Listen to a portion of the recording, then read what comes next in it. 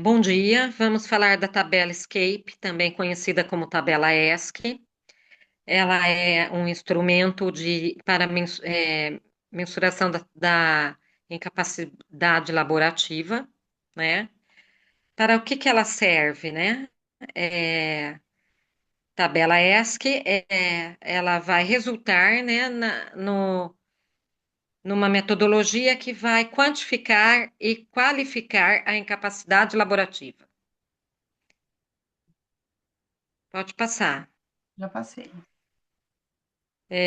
Sua origem, né, como já dito aqui,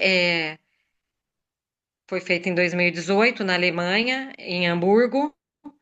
Recebeu o trato e a validação, né, de vários profissionais, é, para que ela pudesse resultar, né, em algo fiel à sua aplicabilidade, né? Ela se utiliza da CIF, mas também da CID, né, em interação com a CID, que é a classificação de condição da saúde, né, irá nos dar o resultado da Da incapacidade incapacidade laboratória. laborativa, da funcionalidade da pessoa.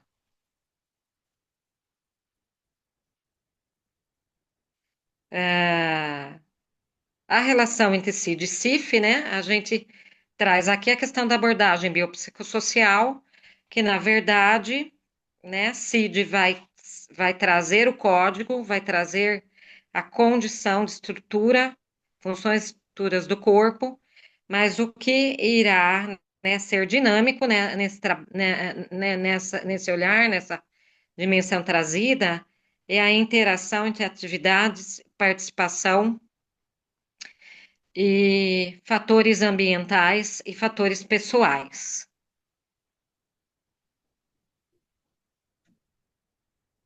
Relação da tabela ESC com a CIF, né? Como já dito, ela vai tratar da atividade, participação e interação com os fatores ambientais, e a tabela ESC vai trazer uma equação matemática, aonde, como consequência, nós teremos a qualidade, né, a quantificação e a qualificação da funcionalidade, estabelecendo o objetivo da tabela ESC, que é trazer uma trazer Um percentual da um incapacidade laboral, né? percentual de indenização para esta questão da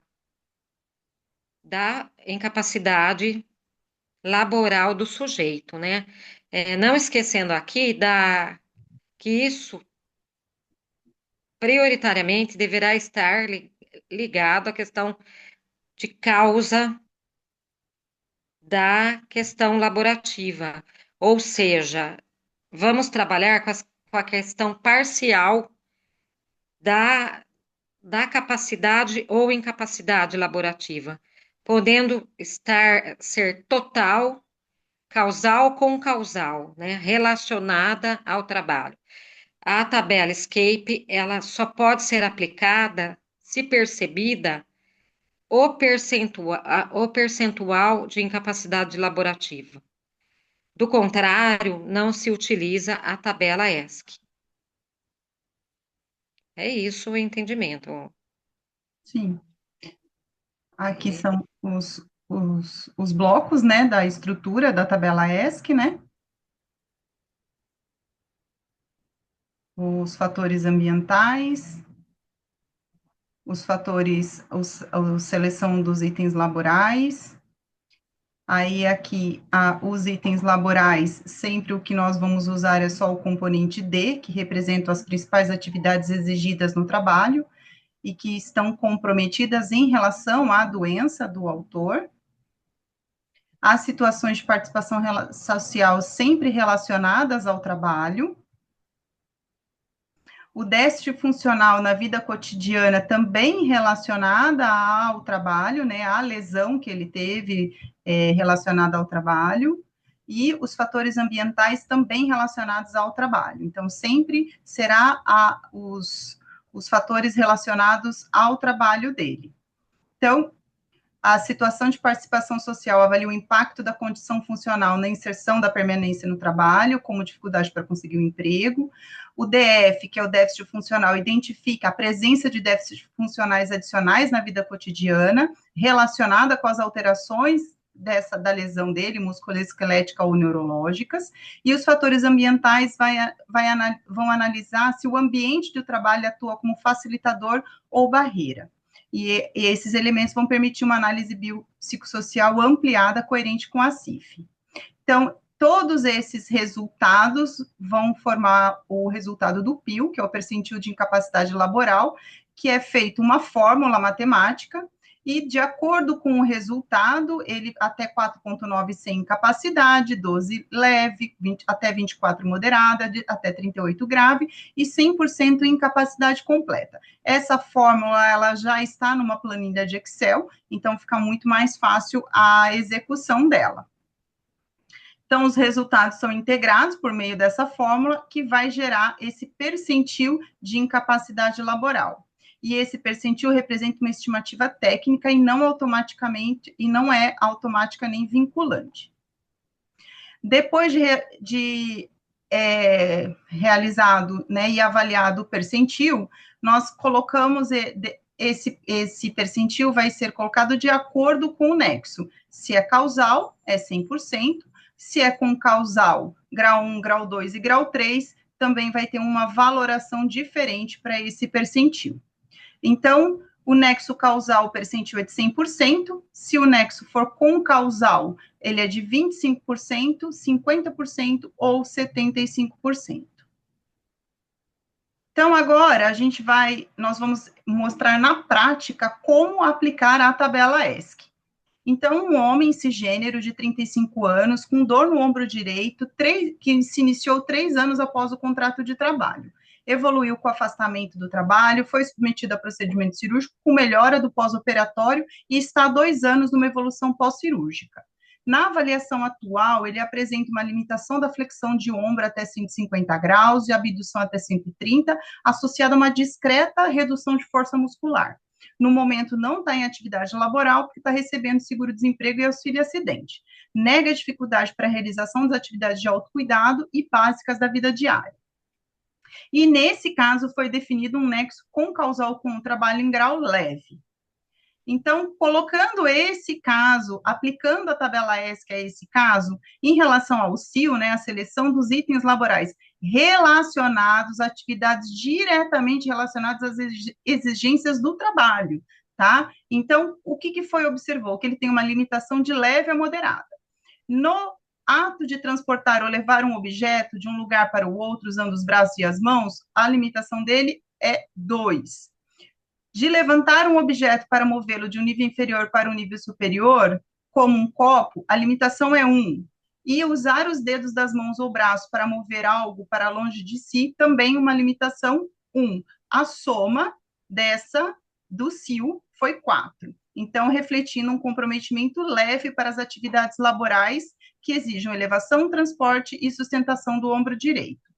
Em relação à situação da participação social, o que identificou-se? Que ele não tem facilidade para conseguir um emprego, mas tem facilidade para manter o emprego autônomo, um emprego de tempo parcial, mas não tem facilidade para manter um emprego de tempo integral. Então, você soma os nãos e tira 1, o resultado desse SPS, que é a situação de participação social, é 1. Então, é um valor compatível com impacto leve sobre a participação no mercado de trabalho.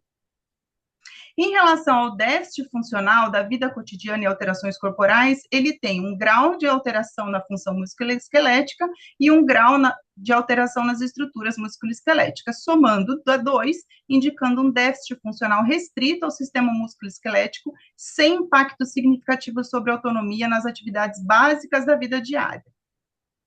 E ainda em relação aos fatores ambientais relacionados ao trabalho, o FA, mostrou que se tinha tecnologia no trabalho e ela era adequada, não, mas o ambiente atitudinal era satisfatório. Então, o resultado é 1, mostrando que tem uma influência ambiental discreta no desempenho funcional.